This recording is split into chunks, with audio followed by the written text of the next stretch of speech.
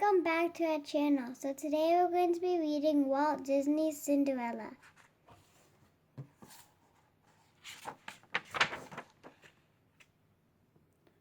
Once upon a time in a faraway kingdom there lived a widowed gentleman and his lovely daughter Ella. Ella was a beautiful girl.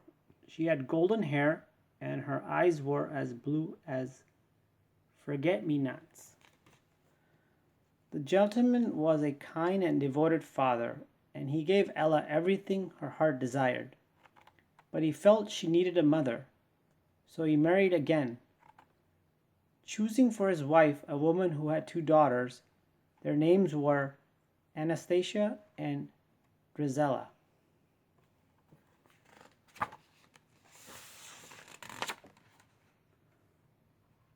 The gentleman soon died. Then the stepmother's true nature was revealed. She was only interested in her mean, selfish daughters. The stepmother gave Ella a little room in the attic, old rags to wear, and all the housework to do. Soon everyone called her Cinderella because when she cleaned the fireplaces, she was covered with cinders. But Cinderella had many friends. The old horse and Bruno the dog loved her. The mice loved her too. She protected them from her stepmother's nasty cat Lucifer. Two of her favorite mice were Gus and Jack. Cinderella was kind to everyone, even to Lucifer, but Lucifer took advantage of her kindness.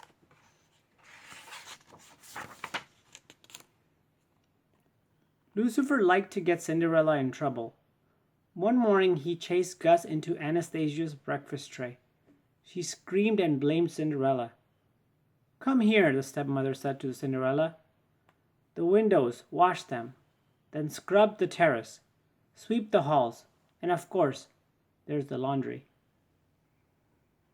In another part of the kingdom, the king was worrying about his son. "It's high time he married and settled down," he told the Grand Duke. "But sire," said the Grand Duke, "we must be patient." "No buts about it," shouted the king. "We'll have a ball tonight. It will be very romantic. Send out the invitations."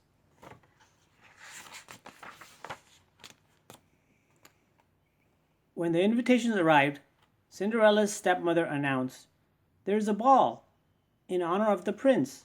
Every eligible maiden is to attend." "That means I can go too?" Cinderella said.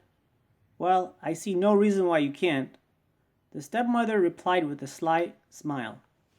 "If you get your work done, and if you can find something suitable to wear."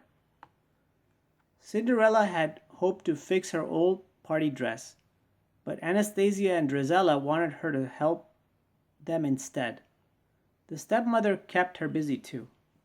Cinderella worked hard all day long. When she finally returned to her little attic room, it was almost time to leave for the ball, and her dress wasn't ready.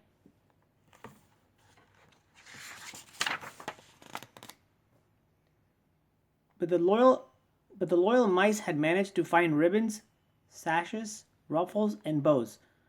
The mice had sewn them to her party dress, and it looked beautiful. The stepsisters shrieked when they saw Cinderella. "There's my ribbon. That's my sash." They tore her dress to shreds. "Come along now, girls," said the stepmother, and they left Cinderella behind. Cinderella ran into the garden. She wept and wept. Suddenly a hush fell over the garden, and a cloud of light began to twinkle and glow around Cinderella's head. "Come now, dry those tears," said a gentle voice. Then a small woman appeared in the cloud. "You can't go to the ball looking like that. What in the world did I do with that magic wand?" "Magic wand," gasped Cinderella. "Then you must be your fairy godmother," the woman replied. pulling her magic wand out of thin air. "The first thing you need is a pumpkin." A cloud of sparkles floated across the garden. A pumpkin rose up and swelled into an elegant coach. The mice turned into horses, the old horse became a coachman, and Bruno became a footman. "Well, hop in, my dear," said the woman. "But my dress," said Cinderella. The fairy godmother looked at it. Good heavens! With a wave of her wand, she turned the rags into an exquisite gown. On Cinderella's feet were tiny glass slippers.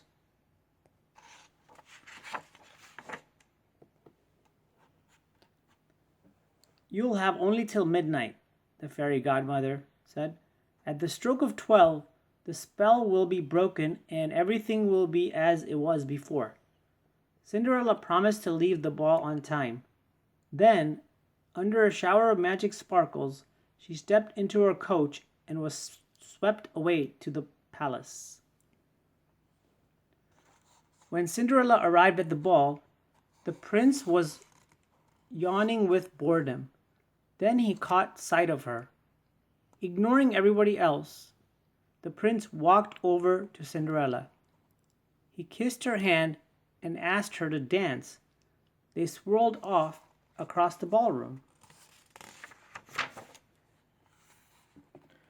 The prince didn't leave Cinderella's side all night. They danced every dance together. As the lights dimmed and sweet music floated out into the summer night, Cinderella heard the clock begin to chime. "Oh, goodness," she gasped. "It's midnight. I must goodbye." "Wait, come back," called the prince. "I don't even know your name." Cinderella hurried down the palace steps. In her haste, she lost one of her glass slippers, but she had no time to pick it up. She leaped into the waiting coach. As soon as the coach went through the gates, the magic spell was broken. Cinderella found herself standing by the side of the road, dressed in her old rags. On one foot, she still wore a glass slipper.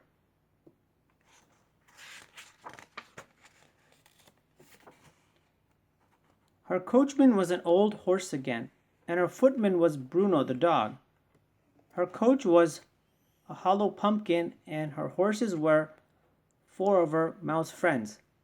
They looked sadly at Cinderella. They all hurried home. They had to be back before the others returned from the ball. The next day, the stepmother told the girls that the Grand Duke was coming to see them. "He's been hunting all night for that girl, the one who lost her slipper. That girl shall be the prince's bride." Cinderella smiled and hummed a waltz that had been played at the ball. The stepmother became suspicious. She locked Cinderella in her room.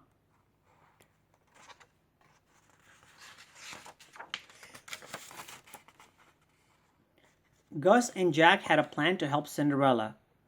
While Anastasia and Drizella tried to squeeze their big feet into the little glass slipper, the 2 mice sneaked into the stepmother's pocket. They got hold of the keys, tugged it upstairs, and unlocked the door. Cinderella rushed downstairs to try on the glass slipper. "May I try it on?" Cinderella asked. The wicked stepmother fumed. She tripped the footman who was holding the glass slipper. It fell to the floor and broke into 1,000 pieces. "But you see," Cinderella said, reaching into her pocket, "I have the other slipper." She put it on, and it fit perfectly.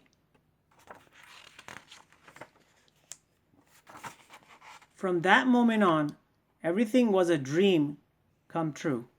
Cinderella went off to the palace with the happy Grand Duke. The prince was overjoyed to see her, and so was the king. Cinderella and the prince were soon married. In her happiness, Cinderella did not forget about her animal friends. They all moved into the castle with her.